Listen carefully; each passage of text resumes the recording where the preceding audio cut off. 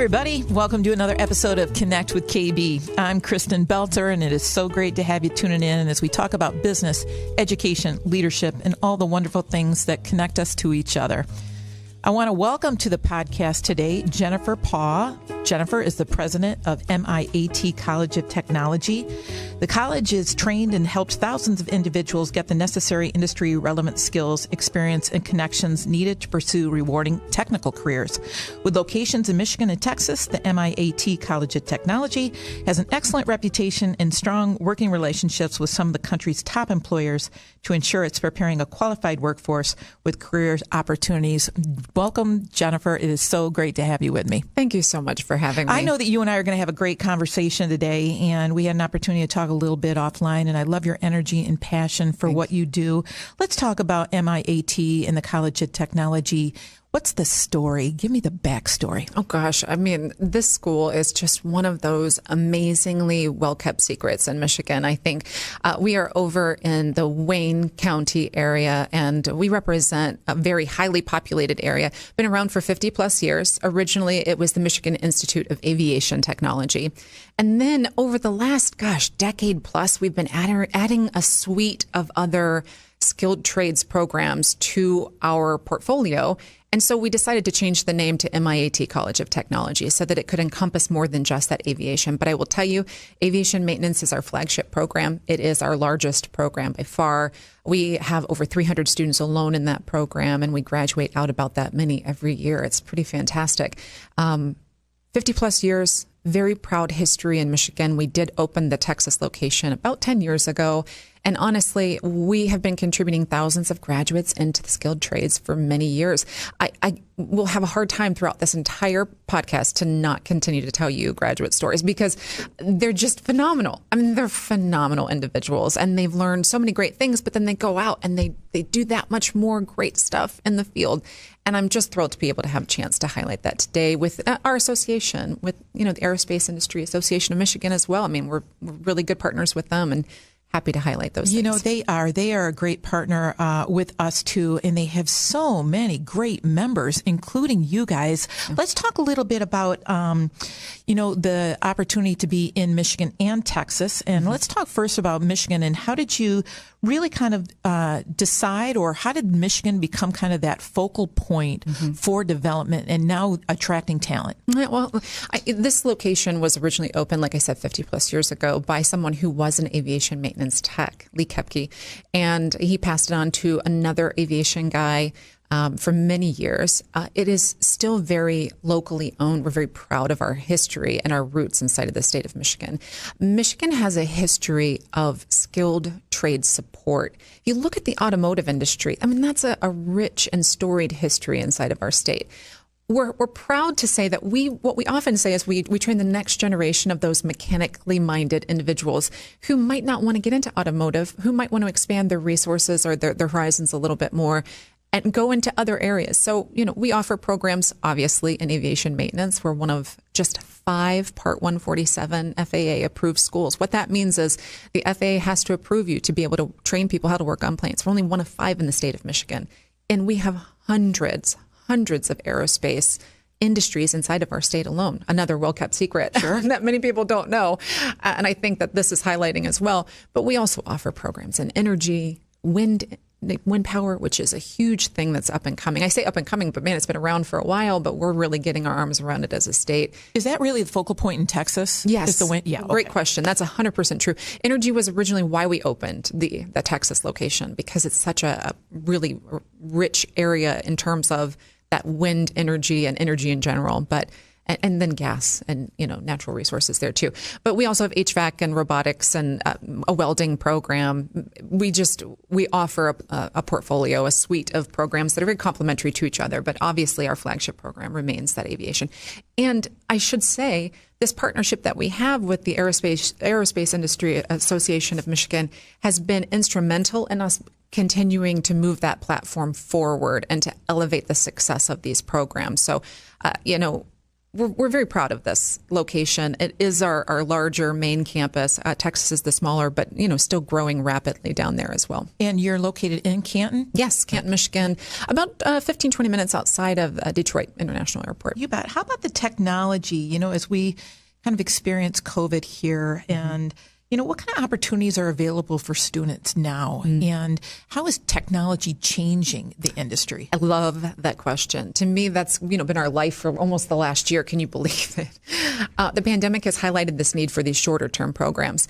People are realizing what it means to be an essential worker. And essential work is really infrastructure work. It is working on planes. And while we know for a fact that COVID has stopped airline travel, we know that to be true, it has not stopped the need for repairs on even grounded fleets of planes. Those are still requirements by the FAA. So that's something that we're preparing to, we continue to see people hire for that reason.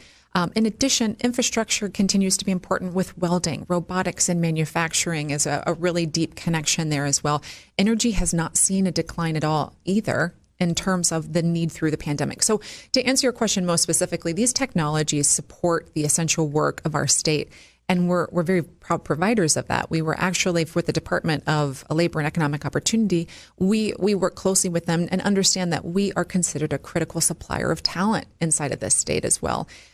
Technology has continued to expand. And I will also tell you that groups like the FAA are understanding that with things like a pandemic, you have to become resilient in how you train. We're a very proud hands-on school. We don't apologize for needing to work hands-on, but in an environment where hands-on cannot be the best thing because you have to wipe everything down, there are things that can be done remotely. So the FAA has started to embrace that. They understand that. And they're looking to the thoughts of a hybrid option as a move forward. Can you train and lecture remotely while doing hands-on in person and, continue to split your time that way? I think those are things we continue to look at.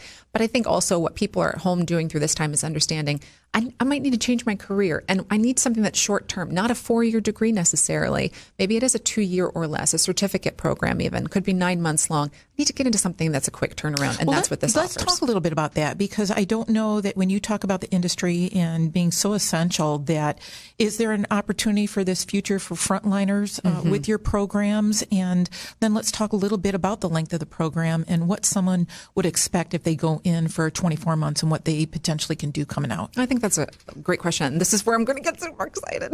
Okay, good. Because this is what I love. I want to start by saying, I'm sorry, I just hit my microphone and I'm learning as I go through this podcast It's all good. process. Okay, good. The future for frontliners, we're still figuring out some of the details on all of that. But I will tell you this. We are getting students who are interested in our programs through that program in particular. They're approved for the program. So what we're doing is, even in the interim, we are finding ways to provide a grant that will bridge that for them through our school. In the meantime, that would be a match for the future for frontliners. I would not want someone who's approved for that program to somehow be penalized because we have not yet finished all the details of how that would roll out. So we want to be able to help them as soon as possible. They should contact our school if there's any interest in that, and we'd be happy to assist in that way. There are programs, to answer your question, that are as little as 7-9 months, and there are some that go to 24 months, can last them about 2 years. The certificate programs are typically in the 9-month range, and then the associate's program would be about 2 years. Without a doubt, students are exiting these programs as graduates, getting out, doing critical infrastructure work, doing a variety of things, but honestly making a great return on their investment. I shared with you prior to this, and I don't mind quoting this because it is an actual fact out there.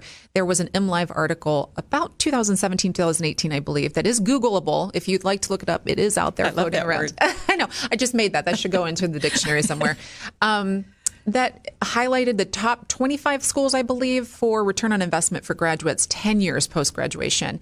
The only trade college listed in the state of Michigan on that list was MIAT College of Technology. 10 years post-graduation, students are still making a significant amount of money on only a 2-year or less degree. So think about it in terms of what you have to invest in a 4-year degree. Sure.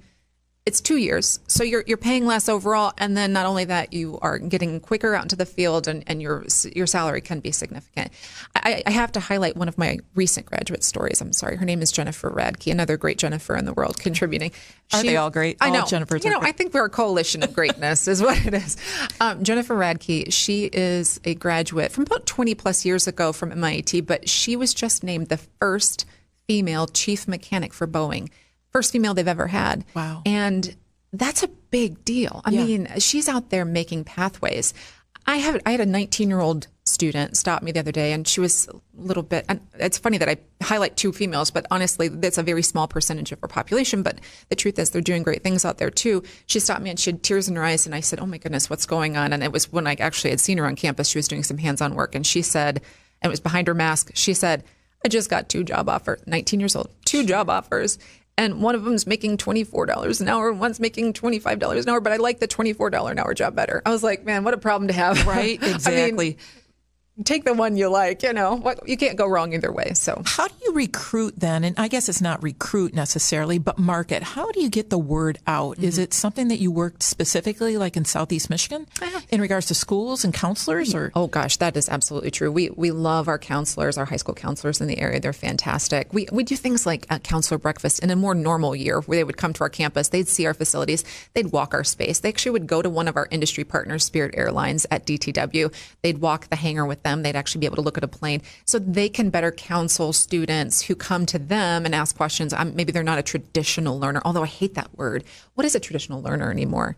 They always refer to students who do this kind of hands-on work as non-traditional. Rather than saying non-traditional, I like to say the new traditional student. Yeah, it's the student who is, using a different part of their brain maybe, and that's okay. We embrace that. But these counselors come, they get to see our school, they get to understand what it is that we offer, and then they get to counsel students who might be interested or not, the traditional learner. I like those non-traditional students. But also, we obviously do some traditional marketing where we do commercials and things of that nature, but we really rely heavily on word of mouth. And our industry partners are out there talking about us. Obviously, the Aerospace Association that we're talking about today as well, they have been a great advocate for us too. Really what I find is that employers who are passionate about filling the pipeline, the talent pipeline at their organization are some of our best pipeline filler. And they recommend us to people, and people come with those recommendations too. How do you partner then with other industries? I mean, you get out and you talk about aviation, you talk about the Aerospace Industry Association Michigan, but you offer energy as well. And so do you have those strong relationships with the consumers and the DTEs of the world as well? And Absolutely. I mean, if you go to our website, actually, maybe our Facebook page, we have a sponsorship from DTE. They actually sponsor one of our classrooms. What some of these industry professionals have the opportunity to do is sponsor a classroom at MIAT. What does that do? They get to put their logo up on the wall. They can paint it their colors. They can put pictures on the wall and everything. The reason that's important is they want graduates who are coming out of those industries to say, who would I like to work for? Oh gosh, let me contact DTE. They want to be on the front lines of being a person who a person would consider taking a job from, because that's how critical these positions are and these talent pipelines are needed. So yes, we do have those relationships. We have donations of equipment from companies in the area. You would not believe. I almost would encourage anybody listening, including you as well, come get a tour of my school. It is phenomenal. We have a hangar full of equipment that students work on every day that have been donated. We've purchased obviously quite a bit of it, but some of it has been donated from places like Cummins, DTE, Endeavor Air, Spirit Airlines, my gosh, Delta Airlines, all these different organizations. And then our robotics program, which is newer, we had companies in the Canton area write checks to us just saying, we're so passionate about getting people into this industry. Here's $15,000 that we'd like for you to use in purchasing equipment. Donating robotic arms, donating a conveyor belt. I mean, you name it. We've gotten it from people. That's how passionate they are about these things. Well, I've always had a big affinity for business and education coming together. And I know Chris Davis, who's one of your team members, who's the Assistant Director of Community Partnerships, and he just does such an outstanding job. I've had an opportunity to work with him through the Michigan Energy Workforce Development Consortium. But when you talk a little bit about Michigan and the aerospace industry and really kind of being the best kept secret, what is it that you think that your talent from MIAT brings? I think that we First of all, we're located in an area that is underrepresented for Part 147 schools. I shared that with you earlier. What that means is the FAA has approved us as an aviation maintenance training school, but we're only one of 5 in the entire state of Michigan. Our graduates are unique in that we're in the largest, we're a very densely populated area, obviously in the Oakland, Macomb, Wayne counties. That's what we represent over there. But I will tell you that absolutely 100% our graduates coming out the door have relevant hands-on experience. They're learning from people who've been in the industry 40 plus years at times. So when they come out into the field, they not only bring that wealth of experience that they've learned from their teachers, they've had real hands-on experience, sometimes partnering with some of these industries that I'm talking about who come in and do internships or externships with students. Sometimes they come in and just do presentations to our students and help them work on some of the equipment that they offer. I do have to highlight my Spirit Airlines relationship because it's so critical. They installed a multi-million-dollar, it's actually a very expensive piece of equipment at our school, similar to a smart board where students can interact with the Boeing equipment in our facility that they would actually work on if they were working at Spirit Airlines. Wow. And they paid for that installation. That's a big deal. So students coming to my school are getting that interaction on a very molecular level. Wow, it's amazing to me that you guys are such a hidden gem. Yeah. And it's great to have you on with me and be able to get this word out. Our time went by really quick today, Jennifer. It did. I want to thank you for joining me. Thank you so much for having me. Absolutely. My guest today, Jennifer Paugh, president of MIAT College of Technology. I want to thank my episode sponsors, Marketing Resource Group and the Aerospace Industry Association of Michigan. I also want to thank my supporting sponsors, Dowding Industries, White Law, Governmental Consultant Services, AF Group, AT&T, and the Loomis Law Firm. You can listen to all my podcasts at connectwithkb.com. Until we connect again, go live your best life. I'm your host, Kristin Beltzer.